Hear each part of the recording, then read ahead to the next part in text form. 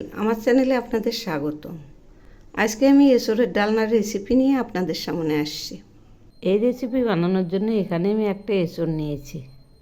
এখন আমি এই বাটির মধ্যে একটু জল নিলাম, এর মধ্যে অল্প পরিমাণ সরিষার তেল নিচ্ছি। এবার আমি এই তেল আর জল এই বটির সঙ্গে মেখে নেব, তাহলে আঠাটা লাগবে না। এখন আমি এই কাঁঠালটা কেটে নিচ্ছি। এই যে দেখুন, এইরকম করে কেটে নিলাম। এখন আমি আবার এই পাশ দিয়ে কেটে নিচ্ছি। এবার ছোট করে নিচ্ছি। এই যে দেখুন, এরকম হয়েছে। এখন আমি এইভাবে ছুলে নেব। এই যে দেখুন, এইরকম হয়েছে। এভাবেই আমি সবগুলো ছুলে নেব আর এই রকম করে পিস করে নেব। এই যে এইরকম করে পিস করে নেব। প্যানে 2 কাপ জল বসিয়েছি, জলগুলো ফুটে গেছে। এর মধ্যে কাঁঠালগুলো দিয়ে দিচ্ছি, সঙ্গে কয়েকটা আলু দিয়ে দিচ্ছি। এগুলি এখন ভাপিয়ে নেব। একটু নেড়ে দিচ্ছি।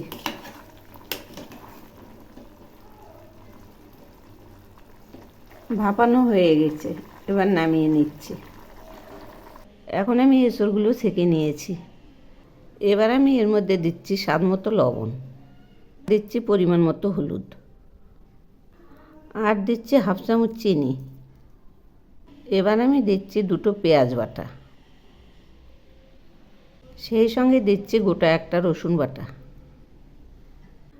এখন আমি দিচ্ছি 1 ইঞ্চি পরিমাণে 1 টুকরো আদা বাটা, আর দিচ্ছি একটা টমেটো পেস্ট। এবার আমি দিচ্ছি 2 চামচ টক দই, দিচ্ছি 1/2 চামচ লঙ্কার গুঁড়ো, এর সঙ্গে দিচ্ছি টিস্পুনের 1/4 কাশ্মীরি লঙ্কার গুঁড়ো। এখন আমি দিচ্ছি 1/2 চামচ ধনিয়া গুঁড়ো, আর দিচ্ছি 1 চামচ জিরার গুঁড়ো। এবার আমি দিচ্ছি 2 চামচ সরিষার তেল।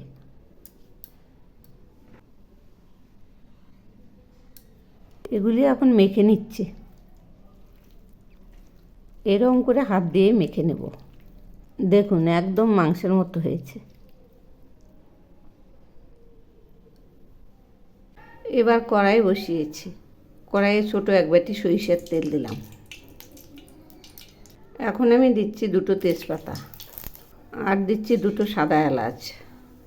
এবার আমি দিচ্ছি 2 টুকরো গরম মশলা, দিচ্ছি 3টে লং, আর দিচ্ছি সামান্য একটু জিরে। এখন আমি দিচ্ছি কুচি করা 3টে পেঁয়াজ, সেই সঙ্গে দিচ্ছি ভাপানো আলুগুলো। এর মধ্যে আমি সামান্য একটু লবণ দিলাম, আর দিচ্ছি অল্প পরিমাণ হলুদ। এখন আমি এগুলি খুব ভালো করে ভেজে নেব। এই পেঁয়াজ আর আলুগুলো একসঙ্গে ভালো করে ভেজে নেব। এগুলি ভাজা প্রায় হয়ে এসছে। এই যে দেখুন, একদম লাল হয়ে গেছে। এবার আমি দিচ্ছি মাখা এঁচড়গুলো।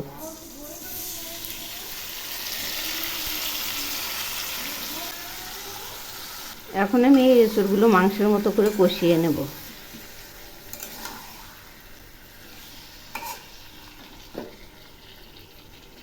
এঁচড়গুলো থেকে জল ছেড়েছে, এগুলি অনেকটা সময় ধরে কষাতে হবে।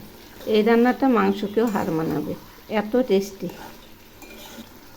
এঁচড়গুলো থেকে তেল ছেড়েছে, এগুলি কষানো হয়ে গেছে। আর অল্প একটু কষিয়ে নেব। এই রান্নাটা বীজ ছাড়া এঁচড় দিয়েই ভালো হয়।